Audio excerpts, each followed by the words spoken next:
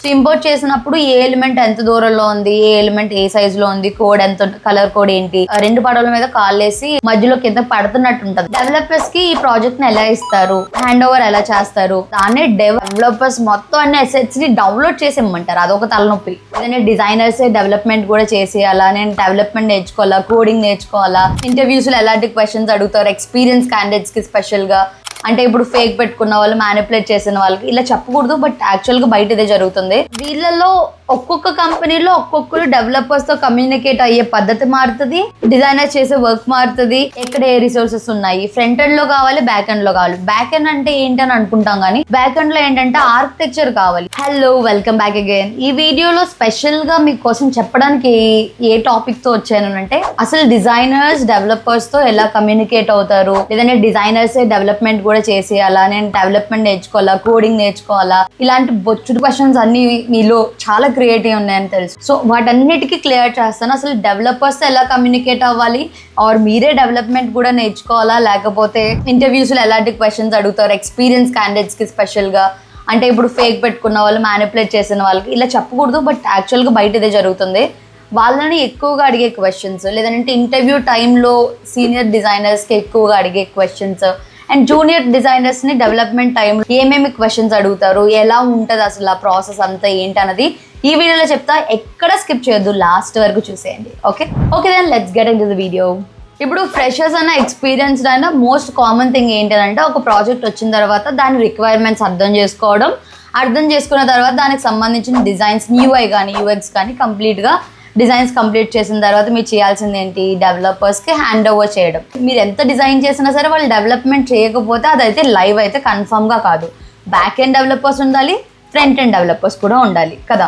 నేను ఇప్పటి వరకు 3 different types of companies change చేయాలి. స్టార్ట్అప్ లో వర్క్ చేశాను, మిడ్ లెవెల్ కంపెనీలో వర్క్ చేశాను, and MNC company who followed each and everything. So last company కూడా ఇట్స్ లైక్ కంప్లీట్ గా design rules, UX, UI and డెవలపర్తో ఎలా కమ్యూనికేట్ అవ్వాలి, యాజ్ అ డిజైనర్ గా నేను ఏమేమి చేయాలో అన్ని నాతో చేయించిన కంపెనీతో కూడా నేను వర్క్ చేశాను అనమాట. వీళ్ళలో ఒక్కొక్క కంపెనీలో ఒక్కొక్కరు డెవలపర్స్ తో కమ్యూనికేట్ అయ్యే పద్ధతి మారుతుంది, డిజైనర్ చేసే వర్క్ మారుతుంది, ప్రాజెక్ట్ మేనేజర్స్ తో ఎలా మాట్లాడాలి, ఇవన్నీ డిఫరెంట్ గా మారుతాను అనమాట మీరు సెలెక్ట్ చేసుకునే కంపెనీ ఆర్ మీరు వర్క్ చేసే కంపెనీ. సో స్టార్టింగ్ ఫ్రెషర్స్ ఎవరైతే స్టార్ట్అప్ సెలెక్ట్ చేసుకుంటారో సో వాళ్ళు మేబీ కొంతమంది ఏమడుగుతారంటే మిమ్మల్ని కోడింగ్ చేసామంటారు కాబట్టి హ్యాండ్ ఓవర్ చేయడం, డెవలపర్స్కి అప్ చెప్పడం, ఇలాంటి వర్క్స్ ఏముండవు, మీరే చేయాలి కాబట్టి మీరే చేసేస్తూ ఉంటారు.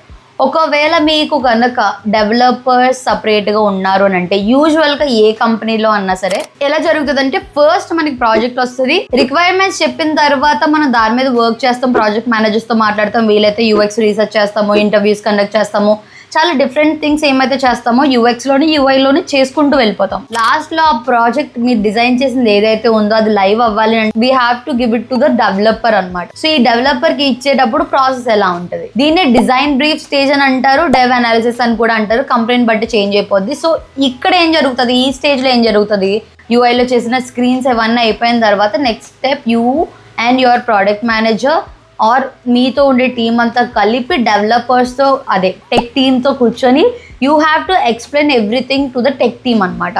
This is what we want, ఎందుకు ఇది ఇలా పెట్టాం, ఈ అసెట్స్ ఎలా ఉంటాయి, ఇక్కడ ఇన్ఫర్మేషన్ ఎలా ఉంటుంది, ఇదంతా క్లియర్గా మీ ప్రాజెక్ట్ మేనేజర్ అండ్ డిజైనర్గా మీరు డిజైన్ చేసిన స్క్రీన్స్ని ఎక్స్ప్లెయిన్ చేస్తూ ఆ డిజైన్ బ్రీఫ్ స్టేజ్ అనేది అలా కంప్లీట్ అవుతుంది అనమాట. ఆఫ్టర్ దాట్ డెవలపర్స్ ఎవరైతే ఉంటారో so they will take some time. So ఈ ప్రాజెక్ట్ అవ్వడానికి ఇంత టైం పడుతుంది, ఇంత టైం లైన్ పడుతుంది, ఇంత మనీ పడుతుంది. సేమ్ కంపెనీ అనుకోండి, ఇంకా మనీ గురించి డిస్కషన్ జరగదు. సో ఇంత టైంలో కంప్లీట్ చేస్తాము అని చెప్పుకుంటూ జరుగుద్ది. కానీ యాక్చువల్ ప్రాబ్లం ఎక్కడ వస్తుంది ఏంటంటే మనం డిజైన్ చేసిన ప్రతి ఎలిమెంట్ కొంతమంది డెవలపర్స్ డెవలప్ చేయలేము అని చెప్తారు. అంటే అలాంటి చేయలేము అనడానికి ఏం లేదు, చేయగలుగుతారు ఎవరైనా సరే. బట్ వాళ్ళ దగ్గర ఉన్న రిక్వైర్మెంట్స్ బట్టి, వాళ్ళ దగ్గర ఉన్న కోడ్ ని బట్టి ఇవే మేము చేయగలుగుతాం అన్నప్పుడు కొన్ని సార్లు డిజైనర్స్ అయినా సరే మనం వాళ్ళు చెప్పింది వినాల్సిన అవసరం వస్తుంది, అది కంపెనీని బట్టి. అదే ఒక ఎంఎన్సీ కంపెనీ లేదంటే ఒక మంచి డిజైన్ ప్రిన్సిపల్స్ ఫాలో అయ్యే కంపెనీ ఏదైనా ఉందనుకోండి, డెవలపర్స్ చేంజ్ చేయమంటున్నారు సరే, ఎందుకు వాళ్ళు చేంజ్ చేయమంటున్నారు, డిజైనర్స్ ఎందుకు ఇది పెట్టారు అంటే డిస్కషన్ జరుగుద్ది అనమాట. సో ఇది కావాలి, ఇది పెడితేనే యూజర్స్ బెనిఫిట్ అవుతుంది, ఇది మనం రిమూవ్ చేసేస్తే మళ్ళీ యూజర్స్ ఇబ్బంది పడిపోతారు. సో అలాంటి ప్రాబ్లమ్స్ ఏం ఫేస్ చేయకుండా ఉండాలంటే we have to follow guide lines అని చెప్పేసి డిజైనర్స్ కాంప్రమైజ్ అవ్వడమో, డెవలపర్స్కి ఎక్స్ప్లెయిన్ చేయడమో, క్లియర్ కమ్యూనికేషన్ జరుగుతుంది అనమాట. సో మీరు చేసిన ఎవ్రీ డిజైన్ యానిమేషన్స్ కొన్ని చూస్తూ ఉంటాం కదా రీల్స్, ఈ యానిమేషన్ చేసిన డెవలపర్ చంపేస్తానన్నట్టు కొన్ని ఫన్నీ రీల్స్ జరుగుతూ ఉంటాయి. సో అంటే డిజైనర్స్కి ఈజీగా ఉండొచ్చు, బట్ కోడ్ రాసే వాళ్ళకి కష్టంగా ఉండొచ్చు. ఇక్కడ కోడ్ రాసే వాళ్ళు not only front and developers, back and developers కూడా. సో లాజిక్ రాయాలంటే బ్యాక్ అండ్లోనే వర్క్ చేయాల్సిన అవసరం వస్తుంది.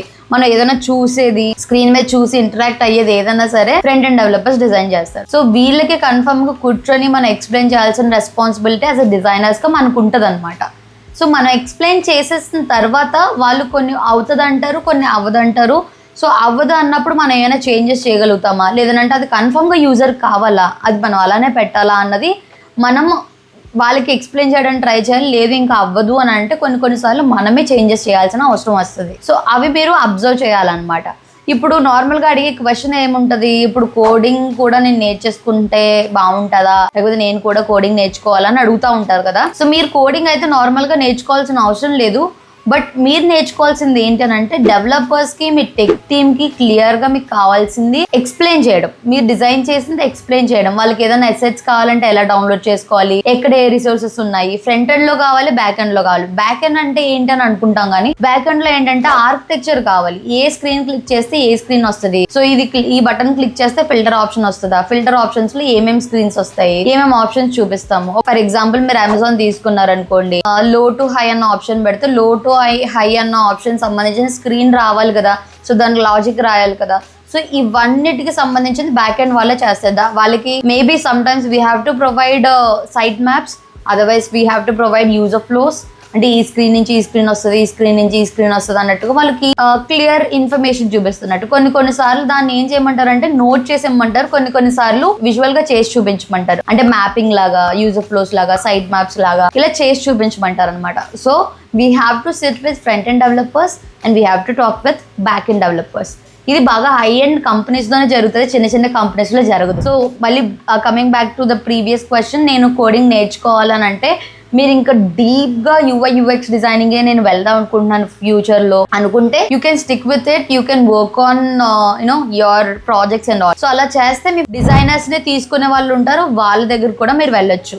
అంటే మీకు ఆ ఛాన్స్ దొరుకుతుంది. లేదు ఇప్పుడు ఏదో ఒకలాగా నాకు వచ్చేయాలి, నాకు కోడింగ్ కూడా నాకు ఇంట్రెస్టే, డిజైనింగ్ కూడా ఇంట్రెస్టే, నేర్చుకుంటానంటే ఇట్స్ అప్ టు యూ. నువ్వే నేర్చుకొని, నువ్వే డిజైన్ చేసుకొని, నువ్వే డెవలప్మెంట్ చేసుకుంటానంటే it's a different thing. But later on మనం ఎప్పుడైనా సరే ఒకే రోల్ మీద ఉండిపోం కదా, అప్గ్రేడ్ అవుతాం కదా. UI/UX మీద అప్గ్రేడ్ అవ్వాలి అంటే సీనియర్ డిజైనర్, లీడ్ డిజైనర్, పెద్ద పొజిషన్స్ ఏమైతే ఉంటాయో సో వాటి మీద మనం ఏం చేస్తాము, ఇంప్రూవ్ అవుతాం. కాబట్టి అప్పుడు కోడింగ్ మనకి హెల్ప్ అయ్యే ఛాన్స్ ఉండకపోవచ్చు. మినిమం బేసిక్స్ అయితే తెలుసుకుంటే not an issue. But in depth గా డిజైనింగ్ నేర్చుకునేంత ఇన్ డెప్త్ గా కోడింగ్ మీద వెళ్తే మీరు రెండు పడవల మీద కాలేసి మధ్యలో కింద పడుతున్నట్టు ఉంటది. నాకు ఎందుకు అలా అనిపిస్తుంది. సో మేక్ ష్యూర్ మీరు దేంట్లో ఎక్కువ ఇంట్రెస్ట్ పెడుతున్నారు, ఏ వర్క్ చేస్తుంటే మీరు హ్యాపీగా ఫీల్ అవుతున్నారు, ఈ ఇన్ఫర్మేషన్ తెలుసుకోండి, సరిపోదు. ఇంటర్వ్యూ టైంలో ఫ్రెషర్స్ ని అండ్ సీనియర్స్ క్యాండిడేట్స్ ని చాలా మంది అడిగే క్వశ్చన్స్ ఏముంటాయంటే డెవలపర్స్ కి ఈ ప్రాజెక్ట్ ని ఎలా ఇస్తారు, హ్యాండ్ ఓవర్ ఎలా చేస్తారు, ఏం చేస్తారు, అసెట్స్ సపరేట్ గా ఇస్తారా ఏంటి, ఇలాంటి క్వశ్చన్స్ అడుగుతూ ఉంటారు అనమాట.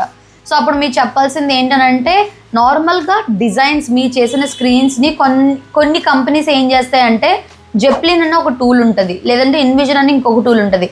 వాటిల్లో ఏం చేస్తారు, ఇంపోర్ట్ చేస్తారనమాట. సో ఇంపోర్ట్ చేసినప్పుడు ఏ ఎలిమెంట్ ఎంత దూరంలో ఉంది, ఏ ఎలిమెంట్ ఏ సైజులో ఉంది, కోడ్ ఎంత, కలర్ కోడ్ ఏంటి, టెక్స్ట్ కోడ్ ఏంటి, ఇవన్నీ ఇన్ఫర్మేషన్ మనం అందులో తెలుసుకోగలుగుతాం అనమాట. ఒకవేళ అలా కాదు అని అనుకుంటే బెటర్ వే, నాకు కూడా నచ్చిన వే, నేను ఎవరికైనా సరే సజెస్ట్ చేసే వే ఏంటంటే జెప్లిన్లో ఇంపోర్ట్ చేయడం, ఎక్స్పోర్ట్ చేయడం, ఇవన్నీ ఇన్ఫర్మేషన్ తెలుసుకోవడం డిజైనర్కి చాలా డబుల్ పని అయిపోద్ది, ఎక్కువ పని అయిపోద్ది. ఇన్స్టెడ్ ఆఫ్ దట్ ఫిగ్మాలోనే స్క్రీన్స్ పెడతాం కదా, వాటిని ఎలా డౌన్లోడ్ చేసుకోవాలి, ఎలా యూజ్ చేసుకోవాలి అన్నట్టు మీటింగ్ లా పెట్టుకొని ఎక్స్ప్లెయిన్ చేస్తే సరిపోద్ది అని నేను అనుకుంటాను. నేను ప్రీవియస్గా హైదరాబాద్ టెక్అవుట్స్ అన్న కంపెనీలో కూడా మేము అలాగే చేసాం అనమాట. Usually they will import every image into Zeplin. So జెప్లిన్లో మొత్తం స్క్రీన్స్ అన్ని ఇంపోర్ట్ చేసిన తర్వాత మళ్ళీ డెవలపర్కి ESET కావాలి, దీన్ని ఎక్స్పోర్ట్ నుంచి PNG పెట్టాలి, కొన్ని ఇన్స్ట్రక్షన్స్ ఉంటాయి అనమాట. అవన్నీ తలనొప్పి వచ్చేస్తాయి. సో ఇన్స్టెడ్ ఆఫ్ దట్ ఫిగ్మాలోనే ఏ ఎలిమెంట్ అన్నా కావాలి అంటే డెవలపర్స్ చెప్పేస్తే ఒక పని అయిపోద్ది, ఈజీ అయిపోద్ది కదా. వాళ్ళు ఎక్కువ కష్టపడక్కర్లేదు, మనం ఎక్కువ కష్టపడక్కర్లేదు. అందుకని నేను ఫిగ్మా బెస్ట్ అని అంటాను. కానీ కొన్ని కంపెనీస్ జెప్లిన్ అలవాటు అయిపోయిన వాళ్ళు అలవాటు ఇంకా దాంతో కంటిన్యూ అవుతారు. ఇప్పుడు జెప్లిన్ ఎందుకు వద్దంటానంటే ఇప్పుడు జెప్లిన్ కూడా డిఫరెంట్ టూలే కదా. నార్మల్గా కొత్తగా ఎవరైనా డెవలపర్ వచ్చినా సరే సో దాంట్లో ఏది ఎలా వాడాలి మళ్ళీ ఫస్ట్ నుంచి నేర్చుకోవాలి, అంతే కదా. సో అదే ఫిగ్మా నేర్చుకున్నారంటే కొంచెం ఇంకా బెనిఫిట్ అయిపోతుంది. డిజైనర్కి ప్రాబ్లం ఉండదు, అండ్ ఎసెట్స్ ఏమైనా మిస్ అయితే ఈజీగా డౌన్లోడ్ చేసుకోవడం, యాక్సెస్ చేయడం, ఇన్ఫర్మేషన్ తెలుస్తుంది కాబట్టి. సో ఐ సజెస్ట్ ఏ కంపెనీలో అన్నా సరే వేరే థర్డ్ పార్టీ యాప్ ఏం కాకుండా డైరెక్ట్గా ఫిగ్మాలోనే డెవలపర్స్కి ఎక్స్ప్లెయిన్ చేసి మనం చెప్దాము అన్నట్టుగా నేను చెప్తా ఉంటాను అనమాట. సో దిస్ ఈస్ హౌ నార్మల్గా డెవలపర్స్కి హ్యాండ్ ఆఫ్ చేస్తూ ఉంటారు వేరే టూల్లో పెట్టి. సో ఈ టాపిక్కే మీరు చెప్పండి, మీ ఇంటర్వ్యూలో అడిగినప్పుడు ఏం చెప్తారు అంటే మీ ప్రాజెక్ట్స్ని డెవలపర్స్కి ఇచ్చేటప్పుడు దాన్నే డెవ్ హ్యాండ్ ఆఫ్ అని అంటారు అనమాట. సో ఈ డెవ్ హ్యాండ్ ఆఫ్ అన్నది ఎలా ఇస్తారు, అండ్ ఇందులో మరి స్పెసిఫిక్గా ఏంటనంటే మనం క్రియేట్ చేస్తాం, గుర్తుందా, ఎవరైనా ఫ్రెషర్స్ చేసేది బేసిక్ స్టైల్ గైడ్ పెడతారు. ఏంటి, ఏ కలర్ యూజ్ చేసాం, ఏ ఫాంట్ యూజ్ చేసాం, ఏ ఐకాన్ చేసాం, ఏ కాంపనెంట్ యూజ్ చేసాం, ఇవన్నీ మీరు ఒక ఫైల్లో పెట్టుకుంటా ఉంటారు. ఐ మీన్ ఒక సెక్షన్లోనో ఫ్రేమ్లోనో పెట్టి ఇవి నేను యూజ్ చేసిన స్టైల్ గైడ్స్ ఎంటైర్ ప్రాజెక్ట్లో ఇవే యూజ్ చేశాను అని అంటారు కదా. నార్మల్గా యూజువల్గా కంపెనీస్లో ఏమవుతుందని అంటే they do have their own design system. Design సిస్టంలో సపరేట్గా డెవలపర్స్కి ఉండే డిజైన్ సిస్టమ్ వేరుంటుంది. అంటే సపరేట్గా ఈ రూల్స్, ఈ వాల్యూస్ ఎంత ఉంటాయి ఏంటి అన్నట్టు క్లియర్గా ఇన్ఫర్మేషన్ పెట్టి డిజైన్ సిస్టంలో ఉంటుంది. అలానే డిజైనర్స్ కూడా ఉంటుంది అనమాట. ఇప్పుడు నేను ఏం డిజైన్ చేసినా సరే డిజైన్ సిస్టమ్ నుంచే తీసుకుంటాను కదా డిజైనర్ని కాబట్టి. సో అదే డిజైన్ సిస్టమ్ డెవలపర్ దగ్గర కూడా ఉంటుంది కాబట్టి ఎవ్రీ ఎలిమెంట్కి కోడ్ రెడీగా ఉంటుంది కాబట్టి ప్రాబ్లం ఫేస్ చేయరు. ఆల్రెడీ ఫిగ్మా మీద మీటింగ్స్ ఇవన్నీ జరుగుతాయి కాబట్టి so they will continue with the project అనమాట. ఫిగ్మాలో ఏమైనా ప్రాబ్లమ్స్ వచ్చాయనంటే they will contact you or designer ఎవరైతే ఉన్నారో, ఇక్కడ నేను ఉంటే నన్ను అడుగుతారు, లేదంటే వేరే డిజైనర్స్ ఎవరైతే ఆ డిజైన్స్ చేస్తారో వాళ్ళని అడుగుతూ ఉంటారనమాట. మరి ఇంకా చేంజెస్ ఏమైనా కావాలి, ఎలిమెంట్లో ఈ చేంజ్ చేయండి, ఈ ఎలిమెంట్లో ఏమైనా చేంజెస్ చేయండి అని అంటే అప్పుడు మళ్ళీ మనం చేంజెస్ చేయాలి, ఇటరేషన్ చేయాలి. నార్మల్గా ఎక్కువ చేంజెస్ వచ్చేవి ఎంఎన్సీ కంపెనీస్లో రావు, ఎందుకంటే ఆల్రెడీ డిజైన్ సిస్టమ్ ఉంటుంది కాబట్టి will follow that design system. ఏమైనా కొన్ని ఎలిమెంట్స్ ఏమైనా చేంజెస్ చేస్తాం మనం ముందుగానే, మనం డెవలపర్స్తోని ప్రాజెక్ట్ మేనేజర్స్తోని ఇలా మాకు ఈ ఎలిమెంట్ కొత్త ఎలిమెంట్ యాడ్ చేస్తున్నాము, సో దీనికి సంబంధించిన కోడ్ రెడీగా చేసుకోగలుగుతారా లేదా అన్నట్టు ఈ డిస్కషన్ జరుగుతుంది కాబట్టి సరిపోద్ది అనమాట. మిడ్ లెవెల్ కంపెనీస్లో, స్టార్టప్స్లో అలా ఉండదు. సో అక్కడ కంప్లీట్లీ అంటే డెవలపర్స్తో ఛాలెంజెస్ కంప్లీట్గా డిఫరెంట్ ఉంటాయి. ఎందుకంటే టూల్ రాకపోవచ్చు, టూల్ మీరే నేర్పించాల్సిన అవసరం వస్తుంది, అంటే ఎక్స్ప్లెయిన్ చేయాల్సిన అవసరం వస్తుంది. అప్పుడు దాని మీద మీరు కూర్చొని ఎక్స్ప్లెయిన్ చేయాలి. కొన్నిసార్లు ఏంటనంటే డెవలపర్స్ మొత్తం అన్ని అసెట్స్ని డౌన్లోడ్ చేసి ఇమ్మంటారు, అదొక తలనొప్పి. అంటే ఐకాన్స్ని, ఇమేజెస్ని, లోగో మొత్తం అన్నిటినీ కావాల్సినవన్నీ డౌన్లోడ్ చేసి, అంటే వాళ్ళకి ఎక్స్పోర్ట్ చేయడం నేర్పించినా సరే మనల్నే మళ్ళీ అడుగుతూ ఉంటారు, మీరు డౌన్లోడ్ చేయండి, మీరు మొత్తం అన్నీ ఒకే ఫోల్డర్లో పెట్టేసి డ్రైవ్లో పెట్టండి. ఇదంతా తలనొప్పి బేరం అనమాట. అంటే ఫిగ్మా నుంచి వాళ్ళే డైరెక్ట్గా డౌన్లోడ్ చేసేసుకోవచ్చు, బట్ సమ్ టైమ్స్ కంపెనీని బట్టి మిమ్మల్ని మళ్ళీ పర్సనల్గా అడుగుతారు. తప్పదు అనుకున్నప్పుడు మనమే చేయాల్సిన అవసరం వస్తుంది అనమాట. ఇలానే ఉంటుంది డెవలపర్స్కి అండ్ డిజైనర్స్కి మధ్య రిలేషన్షిప్. వీళ్ళిద్దరి మధ్య ఉండే రిలేషన్షిప్ చాలా ఇంపార్టెంట్ అనమాట. అంటే ఇప్పుడు మీరు డిజైన్ చేసింది వాళ్ళు డెవలప్ చేయాలన్నా, వాళ్ళు డెవలప్ చేసింది మీరు డిజైన్ చేసినట్లు లేకపోయినా కమ్యూనికేట్ అవ్వడం, మాట్లాడడం, అండ్ వాళ్ళు ఏమైనా చేంజెస్ చేయమంటే ఎందుకు చేంజెస్ చేయాలి, వాళ్ళు చెప్పారని మనం బ్లైండ్గా చేసుకుంటూ వెళ్ళిపోకూడదు. అండ్ అది యూజర్స్ కావాలన్నట్టు ఉండాలి అన్నట్టు మనం కన్విన్స్ చేయాలి వాళ్ళకి, ఇది ఇంపార్టెంట్ అందుకని ఇది పెట్టాము. సో ఇలాంటివన్నీ మనం మాట్లాడుకుంటేనే కానీ, అది మనం ఎక్కువ కమ్యూనికేట్ అయితేనే కానీ తెలియదు అనమాట. ఇది ఓవర్ అ పీరియడ్ మీరు ఎప్పుడైతే మాట్లాడుతూ ఉంటారో మీకు అప్పుడు ఎక్స్పీరియన్స్ వస్తుంది అదనమాట. ఇంకా డెవలపర్స్ గురించి, డిజైనర్స్ గురించి ఇంకేమైనా తెలుసుకోవాలనుకుంటే కామెంట్ సెక్షన్లో కామెంట్ చేయండి. I will try to make an another video. Till then bye. Thanks for watching.